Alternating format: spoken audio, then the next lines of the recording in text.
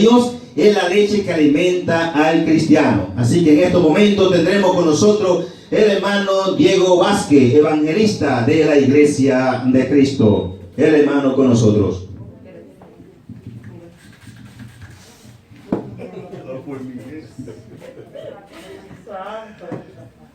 Buenas tardes, mis hermanos y amigos, que Dios les bendiga mucho. Amén.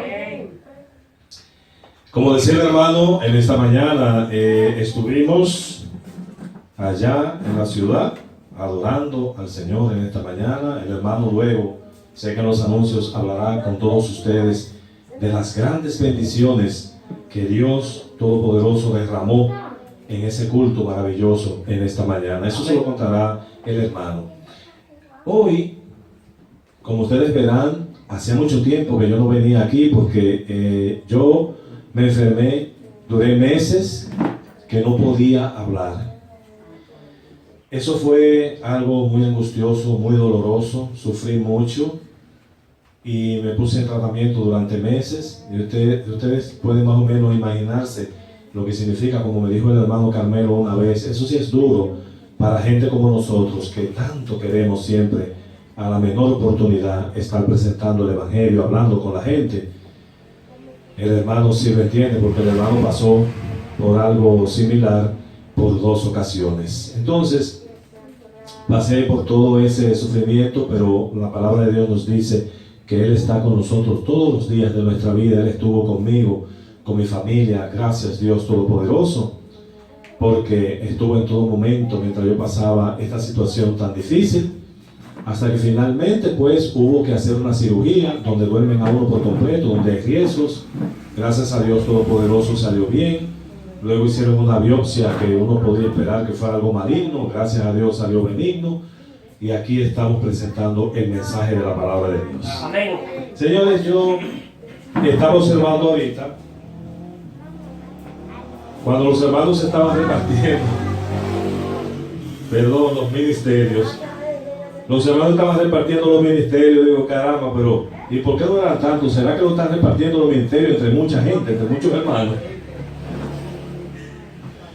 Y después veo que llega solamente con el hermano, con el medio, para comenzar el culto, ¿no? Solamente ellos dos. Entonces, miro aquí a todos los demás y me doy cuenta cuántas mujeres hay aquí. Yo voy a compartir, este no es el tema de hoy, pero yo voy a compartir 2 o 3 citas que tienen que ver con ustedes, con las mujeres. Dice en Hechos 1:14, todos estos perseveraban unánimes en oración y ruego con las mujeres y con María, la madre de Jesús, y con sus hermanos. En Hechos 5:14 dice, y los que creían en el Señor aumentaban más, gran número así de hombres como de mujeres. Antes de leer nosotros otro par de citas que tienen que ver con ustedes las mujeres, les voy a pedir que por favor me pongan mucha atención. La mayoría lo está haciendo. Me pongan mucha atención, se concentren en lo que nosotros vamos a estar compartiendo y lo vamos a estar exhortando hoy. Me ponen mucha atención, que es un momentito que vamos a pasar juntos. A ver si puedo leer sin lo lente, un poquito de lejos.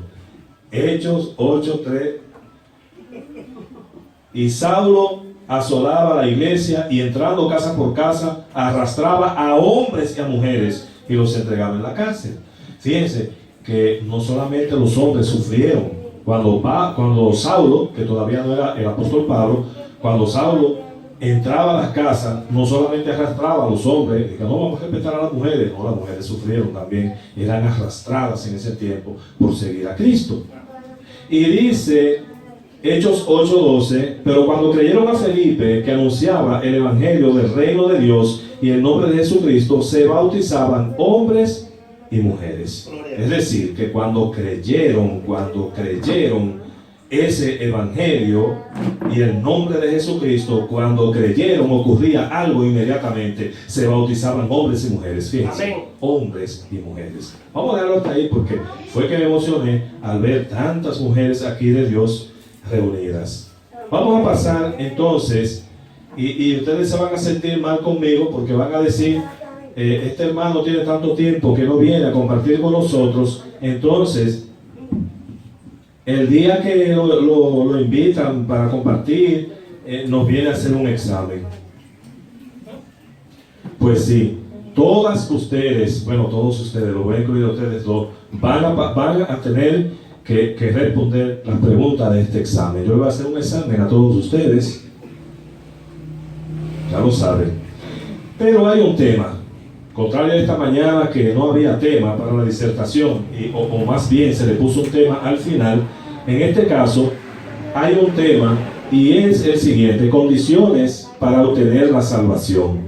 Vamos a hacer un repaso porque yo sé que todos ustedes conocen cuáles son las condiciones para obtener la salvación, y como veo que hay tantas mujeres y pocos hombres, todas ustedes van a refrescar esos conocimientos que tienen que tener para que a partir de hoy hablen con sus vecinos, hablen con sus amigos, hablen con sus compañeros de trabajo, hablen con sus familiares y les recuerden cuáles son esas condiciones para ellos obtener la salvación que ya ustedes tienen. No podemos nosotros ser egoístas.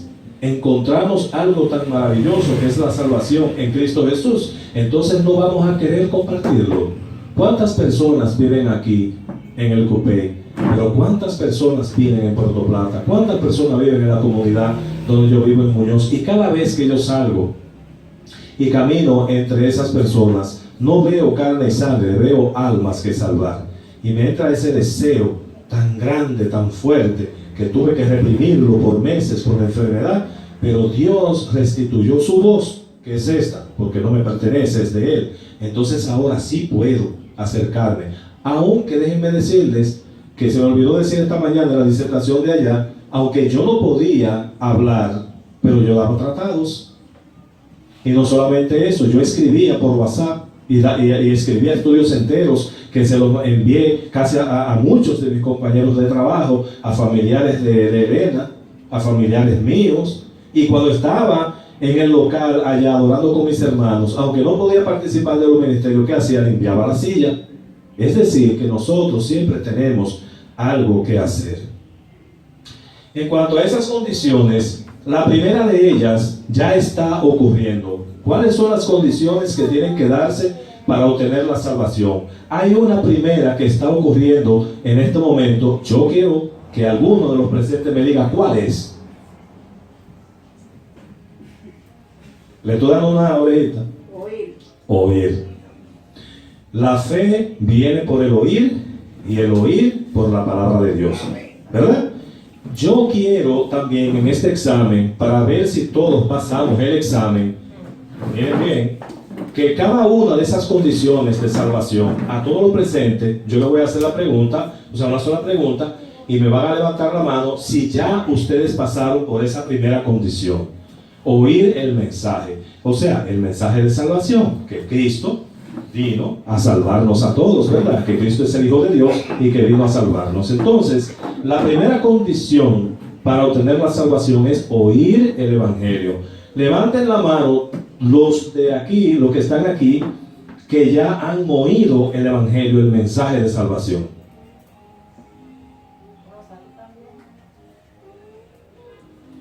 Hay una persona allí que no me levanta la mano. ¿Usted no ha oído nunca el Evangelio? Sí. Perfecto. Pasaron el primer punto. Todos los aquí presentes, el 100%, ha pasado el primer punto, la primera condición. Nos estamos acercando a la salvación, ¿eh?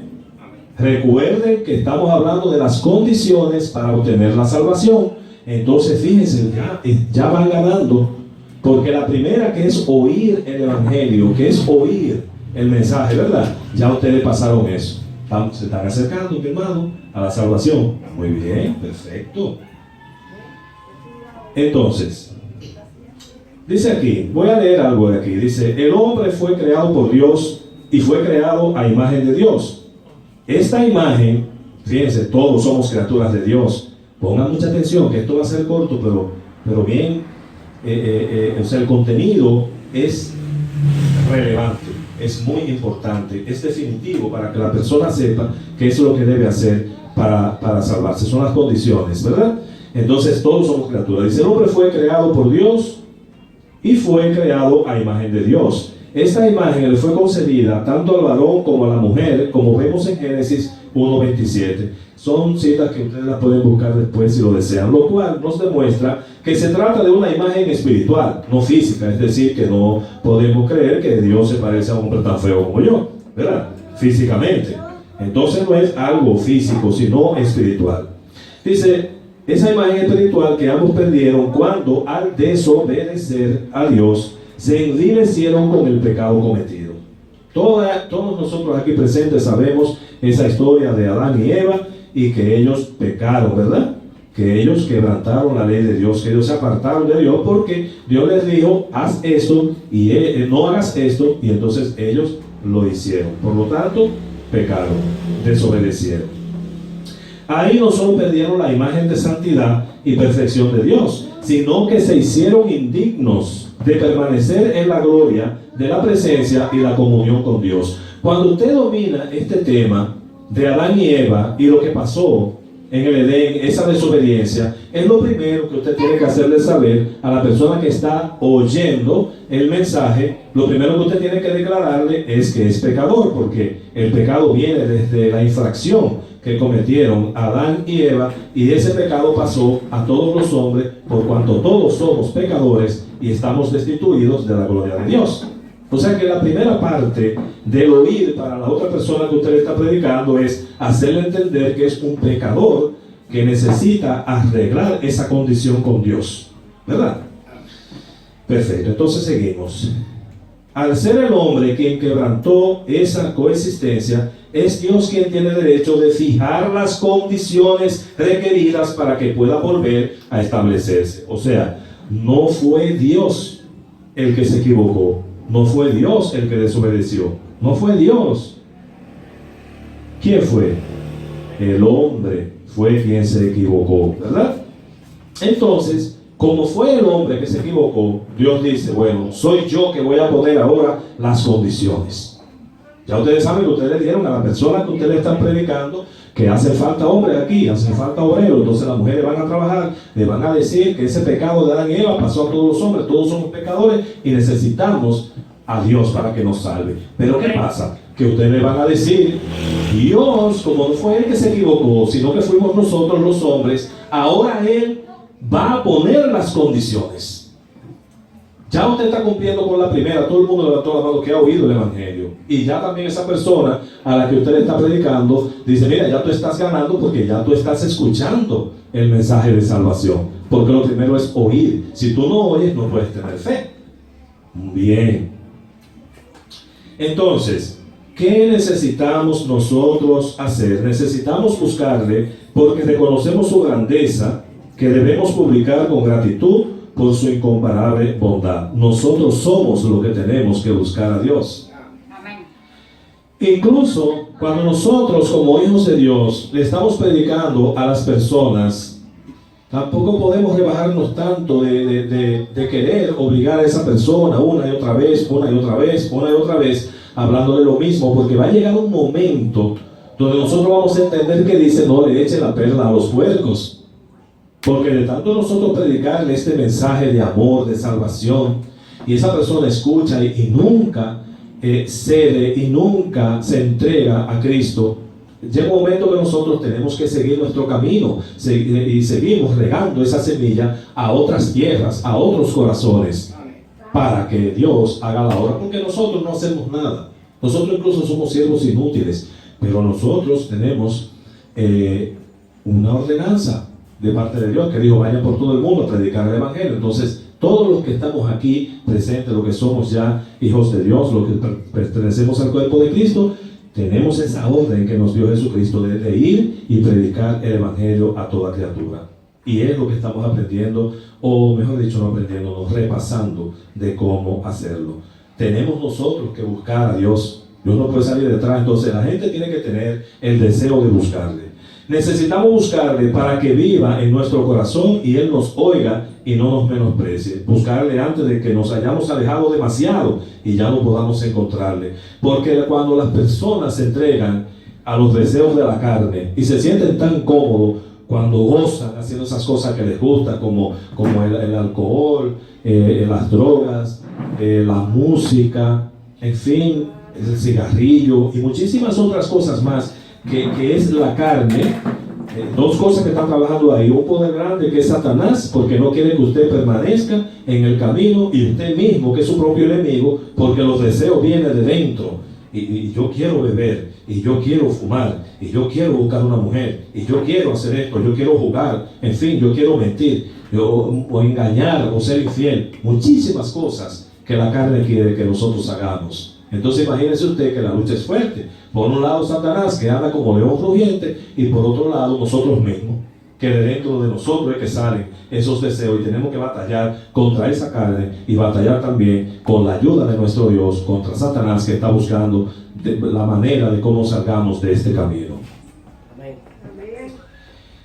Bien, necesitamos buscarle con humildad, y déjenme decirle que en este examencito que estamos haciendo, recordando lo que ya ustedes saben, la palabra clave es la humildad. Ustedes saben por qué yo considero que es la humildad la palabra clave, porque me voy a poner como ejemplo.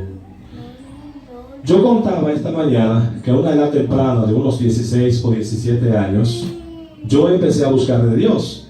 Justo al lado de donde yo vivía, en la casa de mis abuelos, estaba la iglesia adventista. Personas muy agradables con las cuales yo pude compartir. Un templo, o sea, la construcción muy bonita, la gente muy bien vestida, etc. Y yo me sentía bien. Sin embargo, yo no me quedé ahí. Y decía también de la iglesia católica. Mi hermana hizo la primera comunión, yo aprendí el credo, creo que era algo así. Por parte de mi mamá fue que yo fui allí, pero no me quedé ahí. Con una tía, hermana de mi mamá, conocí otra denominación religiosa llamada Templo Bíblico, que estuve participando en unos retiros que ellos hacían lindísimos en los campos, en los ríos, y uno duraba una semana, etcétera, etcétera. Y participaba en obras que preparaban ellos. Bueno, sin embargo, no me quedé ahí. Conocí también la iglesia pentecostal, una de ellas, porque son miles de denominaciones distintas, pero por lo general casi tienen las mismas características, pero no me quedé ahí tampoco. Ni testigos de Jehová, ni mormones, ni nada de eso, porque yo era un hombre humilde que estaba buscando la verdad. Y como yo estaba leyendo, era un muchacho de 16 o 17 años, estaba leyendo la palabra, veía que en esa palabra hablaba de una iglesia que no se parecía en nada a estas denominaciones. Yo estoy aquí hablando con ustedes que no, yo puedo mentir, pero no debo mentir. Mi papá Dios sabe que no miento en esta historia que yo les estoy contando. A esa temprana edad yo pude darme cuenta que estas denominaciones, a pesar de que eran gente agradable, a pesar de que eran gente que decían creer en Cristo, que estaban adorando a Dios y que estaban haciendo lo que decía la Biblia, pero yo podía entender que no. ¿Dónde decía que yo tenía que guardar un sábado? ¿Dónde decía que yo tenía que dar un 10% de mis ingresos? ¿Dónde se puede ver en la Biblia que una mujer puede pararse aquí en un púlpito y predicar? ¿Dónde? ¿Dónde veía yo en la adoración de la iglesia primitiva del primer siglo? ¿Dónde veía yo la gente saltando, la gente usando instrumentos musicales por ningún lado? Entonces yo estaba confundido, porque decía, Dios mío, también dice Hebreos 10:25 que hay que congregarse. ¿Dónde lo hago? ¿Cómo consigo otras personas que estén tan interesadas como yo en servirte, pero en espíritu y en verdad? Entonces Dios hace la obra, utiliza a alguien y me regala un tratado que no lo tengo ahora, que dice, le tienen confuso las muchas iglesias que hay, y entonces visito la iglesia de Cristo, dirigida en ese lugar por el hermano Prudencio Rodríguez. Pero es que yo cuando conozco, porque veo que el tratado es lo mismo que dice la Biblia, y me quedo encantado, digo, Dios mío, pero lo que dice aquí es lo mismo que dice la Biblia, pero ahora hay que ver, si cuando vayamos, mírenlo aquí el tratado, hermanos y amigos, este tratado, digo, yo tengo que ver porque el tratado dice exactamente lo que dice la Biblia, que el primer día de la semana, que es el domingo, se reunían los discípulos para partir el pan. Pues yo vi esto mismo, que el primer día de la semana, que es el domingo, igual que ahora, están reunidos para partir el pan. Y a la hora de la ofrenda, veo que es una ofrenda voluntaria cada primer día de la semana, y no ofrenda todos los días, y cogiéndole dinero a la gente, y vendiéndole discos, y vendiéndole kermeses, y sacándole los cuartos por donde quiera. a los feligreses. Digo, mira, pero mira lo que dice aquí, pero es verdad, lo que están cogiendo los ofrendas, si usted tiene o no tiene. Y son muchas cosas más. A la hora de la adoración, veo que están adorando solamente con la garganta, con la mente, con el corazón. Efesios 5:19. Efesios 5:19. Digo, mira, pero es verdad, aquí no usan esos instrumentos musicales. Tampoco, como dice el apóstol Pablo, vuestras mujeres callen en las congregaciones porque no les permito enseñar ni ejercer dominio sobre el hombre. Veo que las mujeres están comportándose debidamente, nadie está saltando. Dice la palabra de Dios también en 1 Corintios 14:40 que se haga todo decentemente y con orden. Y digo, pero es verdad, porque la gente no está orando al mismo tiempo. En fin, digo, wow, pero qué cosa, estamos hablando de un niño de 17 años que no había internet, que todo lo que yo tenía que investigar era yendo a esas denominaciones, leyendo la Biblia o estudiando en la biblioteca. Pero yo me quedé en la iglesia de Cristo de una vez. No, el hermano Prudencio me da a mí un curso bíblico que se titula ¿Qué dice la Biblia? De 11 lecciones, y yo lo hago. Hago ese curso bíblico a nivel universitario de 11 lecciones. ¿Qué dice la Biblia? Y todavía conservo el diploma que lo enseñé esta mañana en el otro local. Y me gradúo, y ahí todavía entonces que me siento, ya digo, esto es lo que yo he estado buscando. Esta es la iglesia que Jesucristo fundó en el año 33 después de Cristo. Y entonces, como ya yo había oído, vamos a seguir viendo cuáles son las otras condiciones para ver y saber qué terminé yo haciendo luego de tener ya todo ese conocimiento. Hasta ahora, todos están bien en las condiciones para la salvación, están ganando porque han oído.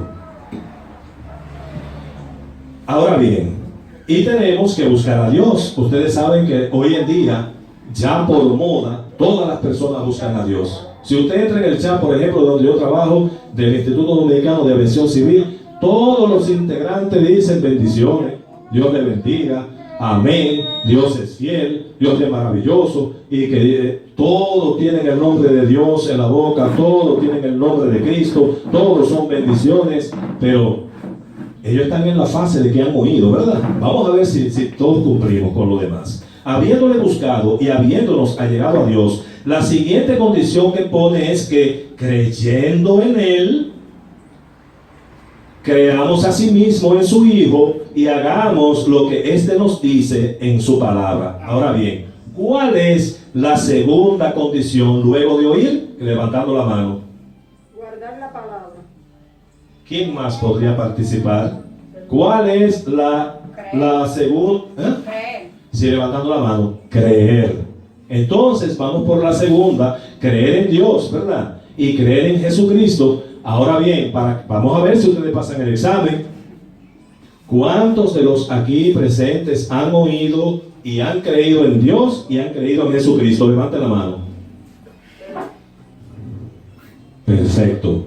Gracias. Todos, al 100%, hermano. Me están ganando, mire. ¿Y para qué video yo examino a la gente que la sabe todo? No, todavía no. Todavía no, hermano. Entonces, fíjense lo que pasa. Lo que dijo la hermana es muy cierto.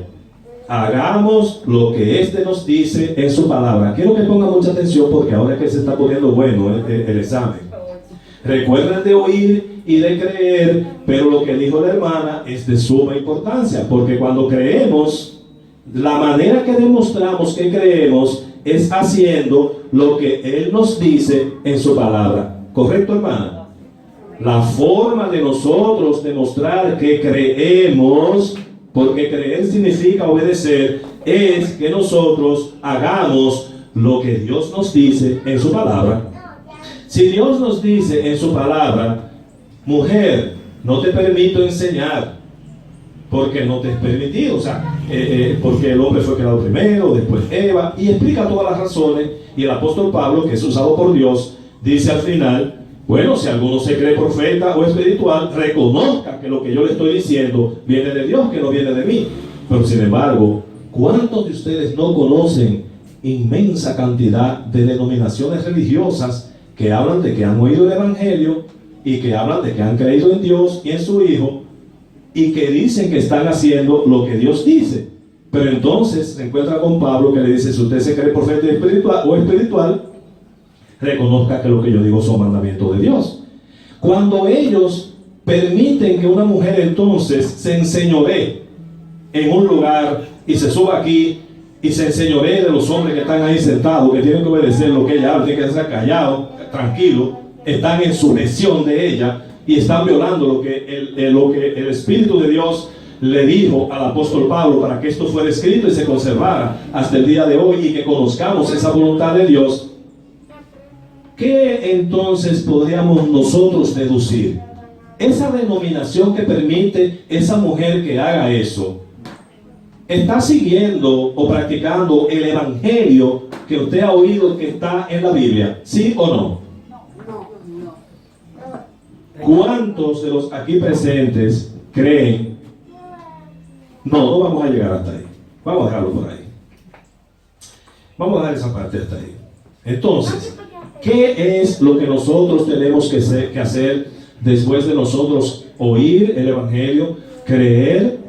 Dice, necesitamos estudiar la palabra de Cristo nosotros mismos y tener además alguien que nos enseñe desde niños, según 2 de Timoteo 1:5, puede ser en el sentido niños espirituales. Necesitamos creer que Él, Jesús, es el Cristo, el Hijo de Dios, a quien necesitamos obedecer y servir, para que podamos tener vida eterna en su nombre.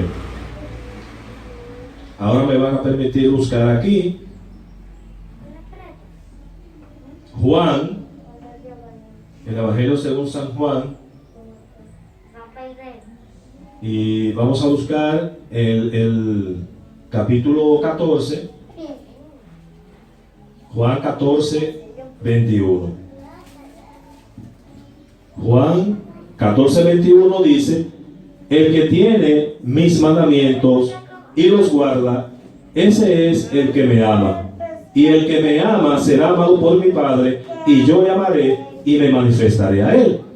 Ahora, si la palabra de Dios nos dice de una forma clara, totalmente clara, que los roles que nosotros tenemos en la iglesia son distintos en el hombre y en la mujer, si nosotros detectamos que hay una orden clara de que no existe ese ministerio de pastorado, cuando se habla de pastora femenina, no existe en la Biblia por ningún lado, desde Génesis hasta Apocalipsis. Si usted utiliza un buscador, yo tengo uno aquí, ese buscador usted pone una palabra y le dice cuántas veces aparece esa palabra en la Biblia. Cuando usted en un buscador pone la palabra pastora, aparece una sola vez, en Génesis. ¿Quién me dice a quién se le llama pastora? Que era pastora de ovejas, que estaba cuidando. De las hijas de Yetro, que pastoreaban ovejas. Raquel. Sí, Raquel. Ella estaba pastoreando, ayudándolo, cuidándole las ovejas. ¿Y qué tiene eso que ver una mujer que está cuidando unas ovejas, cayendo con un palo y llevándola a tomar agua? ¿Qué tiene que ver eso con decir que es una pastora, una ministra en una iglesia que supuestamente dicen que es de Dios? Vuelvo y les repito, desde Génesis hasta Apocalipsis. En el principio, Dios hablaba al hombre a través de los patriarcas, Abraham, Isaac, Jacob. ¿Qué eran esos? ¿Hombres o mujeres? Hombres. Luego que sale o salimos la humanidad de la edad patriarcal, entonces bien, pues lo aprendí yo en ese curso hace 90 años, pues un niño que nació yo en el año 1962, y yo aprendí eso en aquel tiempo, y una vez caí en el mundo y nunca entré a ninguna denominación. Cuando volví, ¿a dónde volví? A la misma iglesia del Señor, por los conocimientos. Luego viene otra edad en la humanidad, que es la mosaica, cuando el pueblo de Israel está en esclavitud en Egipto. Dios escoge un guía, un libertador. Ya estoy diciendo libertador. Ahora, ¿de qué género? ¿Hombre o mujer? Hombre. Entonces Moisés es el líder, el que dirige al pueblo de Israel, a quien Dios le pone en las manos las tablas de la ley. Ahora bien, aparte de Moisés, viene un periodo donde hablamos de profetas. Los profetas, cuando leemos la Biblia y buscamos los libros que son de los profetas, ¿qué son esos profetas? ¿Hombres o mujeres? Hombres. Ahí termina la ley. Pero cuando viene Jesucristo, que nos trae la gracia, que nos trae un nuevo pacto para salvar a toda la humanidad y no solamente al pueblo judío, y trae una nueva ley, en esa nueva ley Él recluta 12. ¿Qué? 12 mujeres. No 12 hombres, los apóstoles, hermanos y amigos. Entonces, ¿de dónde los hombres se apoyan para la práctica de una mujer pastora cuando este ministerio, Dios, papá Dios, no se lo ha dado? La mujer se salvará engendrando hijos y permaneciera en fe, amor y santificación con modestia. Y la mujer, cuando leemos la Biblia entera, la mujer, mire como Saulo arrastraba a las mujeres porque servían a Dios. La mujer en toda la historia bíblica ha hecho grandes cosas. Entonces no importa que Dios no le haya dado ese ministerio de ser pastora, porque le ha dado otros ministerios, otras cosas que la mujer puede hacer importantísimas. Y qué ejemplo más grande es el que tenemos en esta tarde, que este lugar está lleno de mujeres de Dios, de mujeres que se han entregado al Señor. Miren ahí sentados apenas 3 muchachitos. No, yo también, pero yo estoy mirando de aquí para allá. ¿Ves? 3 muchachitos, allá bueno, mira 2 muchachitos más chiquiticos allá. Pero todas son mujeres de Dios que están aquí. Y el hecho de que yo esté parado aquí hablando no significa que yo sea más importante que ustedes. Porque para Dios somos iguales. Para Dios no hay varón ni hembra, no hay esclavo ni libre. Todos somos uno, todos somos iguales. Simplemente, en un trabajo, por ejemplo, hay uno que es profesor, hay uno que limpia, hay otro que cocina, hay otro que hace otras cosas. Ahora, ¿significa que el profesor es más importante que el que abre la puerta, que el portero? ¿Creen ustedes que es más importante? Yo no lo creo. Cada persona hace una labor distinta. ¿Y el cuerpo que usted tiene? Ahora veo yo a Margot que se está rascando ahí, ¿verdad? Pero no puede rascarse con la oreja, ¿verdad que no? No puede rascarse con la oreja. Ahora usted le va a decir que los dedos son más importantes que la oreja porque la oreja no puede rascar. No, claro que no. Todas las partes del cuerpo son importantes y tienen una función. Pero sin embargo, señores, recuérdense que hay un enemigo, Satanás. Y ese enemigo tan fuerte seduce a las mujeres y le dice: no, tú puedes, lo que hace un hombre lo puedes hacer tú. Tú estás volviendo loca. No. Dije pastor por pastora. Pero mira, la Biblia dice: no, mentira. Eso fue a un grupito que se le dijo. Eso no es para todas. Y confunde. Porque el trabajo de Satanás es cegar el entendimiento de los incrédulos para que no vengan al camino, para que le presentes tú el evangelio de una forma clara, de una forma diáfana, y sin embargo esa persona dice que no entiende, dice que lo entiende, pero no se entrega a Cristo. Por eso la palabra clave en esta tarde, ¿quién la recuerda? ¿Cuál es la palabra clave? Es la humildad. La palabra clave es la humildad. Porque si usted le pone un examen y usted no lo pasó, usted tiene que ser humilde para reconocer lo que no lo pasó. Pero siéntase bien que lo están pasando por ahora. Pero vamos a ver si al final son humildes. Esa es la gran prueba. Al final, si todos somos humildes. Hasta ahora todo ha pasado, hermano. Han oído, han creído. Ahora bien, dice: después, la parte de nosotros, después de haber oído y después de haber creído, tenemos que arrepentirnos de nuestros pecados. Bueno, yo reconozco que soy pecador y reconozco que necesito a Cristo como mi Salvador. Entonces me siento triste, pero es la tristeza para arrepentimiento. Siento la tristeza para arrepentimiento. Wow, me siento muy triste porque estoy llevando una vida de pecado, alejado de Dios. He desobedecido a Dios. Tengo que arrepentirme de mis pecados. Vamos a ver lo que dice los Hechos en el capítulo 2 y en el versículo 38. En Efesios, en el capítulo 2, el versículo 38 dice: Pedro les dijo a personas que ya habían oído el mensaje y ya habían creído que Jesús es el Cristo. Luego que ellos oyeron y creyeron, todavía faltaba. Entonces Pedro le dijo: arrepentíos.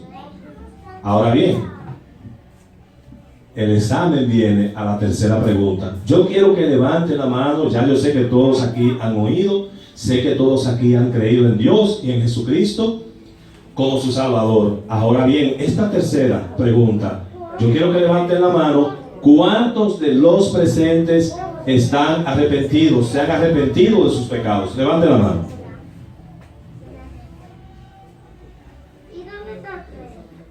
Perfecto. Usted la levantó, ¿verdad? No.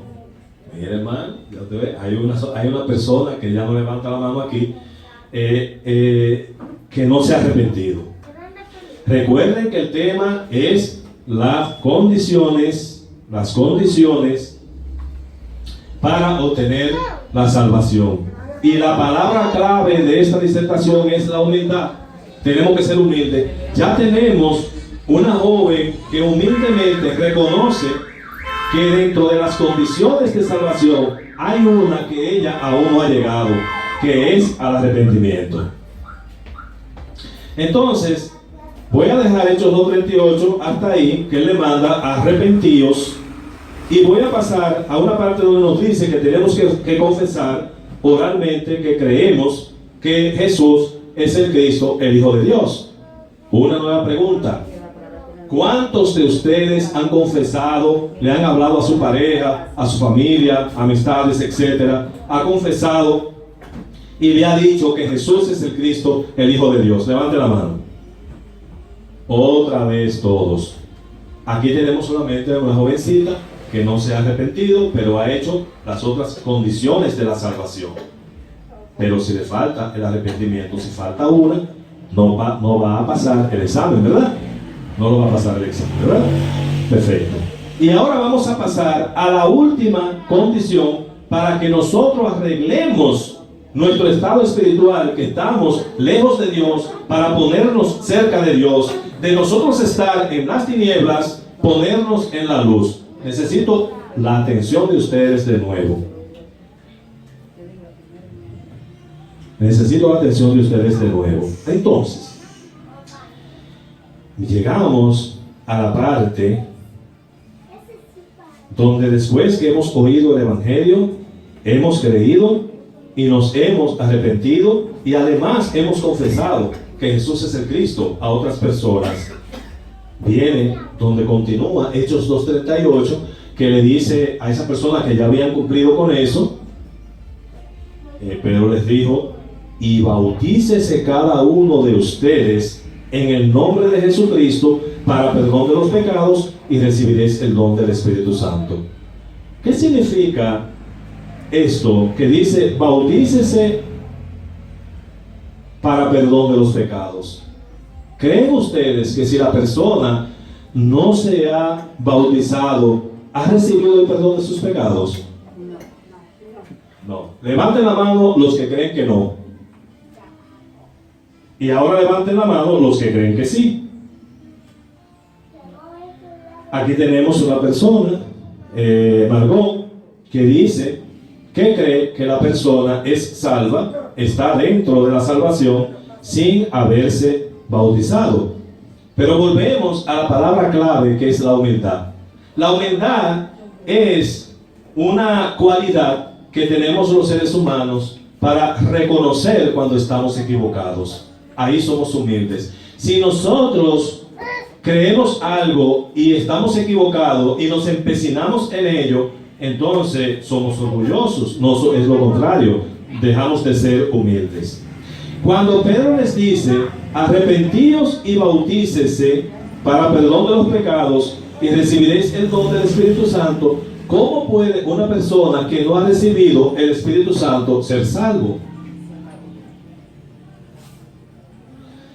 Y dice el 39, porque para vosotros es la promesa, y para vuestros hijos, y para todos los que están lejos, para cuantos el Señor nuestro Dios llamare. Es decir, que lo que dijo Pedro a esas personas se extiende hasta nosotros al día de hoy como una condición para nuestra salvación.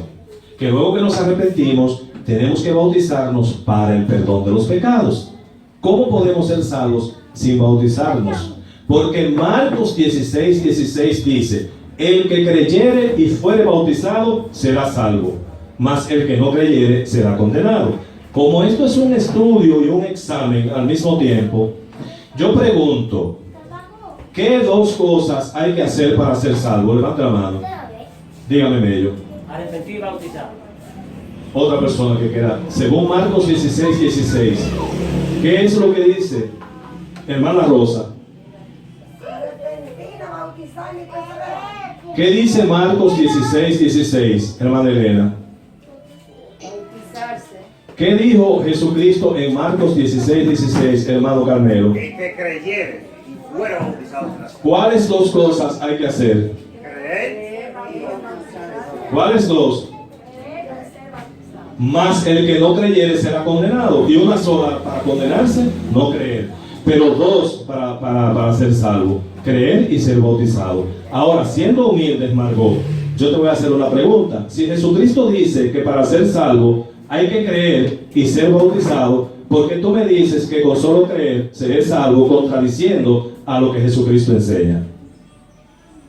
Lo que pasa es, no es contradiciéndole a Jesucristo, sino es que desde que una persona acepta a Jesucristo y cree que Él es el único Salvador, aunque todavía, porque es verdad, hay que bautizarse, pero si todavía no se ha bautizado y creyó que Jesucristo es el único que salva, es salvo, porque hay personas que se han muerto. Un ejemplo, una persona va en un vehículo y tiene un accidente, y si logra que Jesucristo le dé la oportunidad de decirle: Señor, perdóname, estoy contigo, perdona todos mis pecados y recíbeme con buen agrado. Le dio la oportunidad de aceptar que él es pecador y le pidió perdón. Y di que es salvo. Exacto, gracias por decir y disque, porque la pregunta que viene... Perfecto, gracias por decir y disque, porque ese disque nos aclara todo al final. ¿Qué tenemos que hacer que leímos anteriormente? Tenemos que estudiar la palabra de Dios para encontrar en ella. Entonces, esa idea que tú acabas de exponer, tendríamos que buscar algo en la Biblia que justifique eso, pero no lo encontramos, sino que encontramos algo completamente distinto. Porque, por ejemplo, estas personas, cuando oyeron, creyeron y se arrepintieron, el apóstol Pedro le dijo lo mismo que había dicho Jesucristo. ¿Qué fue lo que el Espíritu Santo les recordó? El Espíritu Santo les recordó a los apóstoles lo que Jesucristo les había enseñado. Recuerden que en Marcos 16:16 Él les dijo que vayan por todo el mundo a predicar el Evangelio. El que creyere y fuere bautizado será salvo. Jesucristo nunca habló: y si alguno cree y no se bautiza, yo lo salvo como quiera. No, Él dijo: el que creyere y fuere bautizado. Ya esas situaciones que acostumbran a poner las denominaciones religiosas para justificar el no bautizar a las personas inmediatamente, son excusas que ponen, pero que no tienen un asidero bíblico, porque no hay nada que justifique ese tipo de comportamiento. Entonces, cuando Pedro habla con estas personas y que ellos se arrepienten, dice ahí mismo, y con otras muchas palabras testificaba y les exhortaba diciendo: sean salvos de esta perversa generación. Y óigame, amiga Margot, así que los que recibieron su palabra fueron bautizados, y se añadieron aquel día como 3,000 personas. Yo hago una pregunta: entre lo que ellos oyeron el Evangelio, entre lo que ellos creyeron el Evangelio, entre lo que ellos se arrepintieron y confesaron a Cristo como su Salvador, y el bautismo, ¿cuánto tiempo pasó? Inmediatamente. Ahora yo le hago una pregunta, Margot. Cuando estudiamos todo el Nuevo Testamento, todos los casos en que las personas oían y creían, eran bautizados inmediatamente. Esto es lo que enseña la palabra Esto es lo que yo vi en aquel tratado hace tantos años. Es la práctica que yo vi en las iglesias de Cristo. Es la práctica que se hace aquí. Aquí tenemos a Máximo. Un día que yo vine y estuve predicando, y Máximo pasó adelante y luego vino inmediatamente cuando él pidió el bautismo. No es que nosotros le decimos, ven, bautízate. No. Le hablamos que Jesucristo dice, ya tú creíste, tienes que ser bautizado, tú tienes que pedir el bautismo, porque es un compromiso, es para nacer de nuevo. Ahora, él lo hizo y hoy es un hermano. Así viene a ser otra condición para nosotros estar dentro de la salvación. Ahora yo quiero que levanten la mano de los aquí presentes. ¿Cuántos han sido bautizados conforme a la Escritura que dice para el perdón de los pecados? Porque el bautismo que celebran las denominaciones religiosas no es como dice el apóstol Pedro para el perdón de los pecados, porque confunden a la gente diciéndole no, quien perdona los pecados es Jesucristo. Claro que es Jesucristo cuando le obedecemos. Y si Él nos mandó a bautizarnos, porque en el acto del bautismo nosotros morimos y somos resucitados a una nueva vida. Entonces, si no pasamos por el bautismo, todavía estamos en pecado, porque el bautismo para perdón de los pecados, y sin el perdón de los pecados, siendo pecadores, no tenemos salvación. Esto es lo que dice la palabra, y vuelvo por eso a insistir que la palabra clave de esta tarde es la humildad. Amén. Amén. Es la humildad, porque sí. Yo no entendí por primera vez para qué era el bautizo. Me bauticé otra vez. Ah, bueno. Me bauticé 2 veces.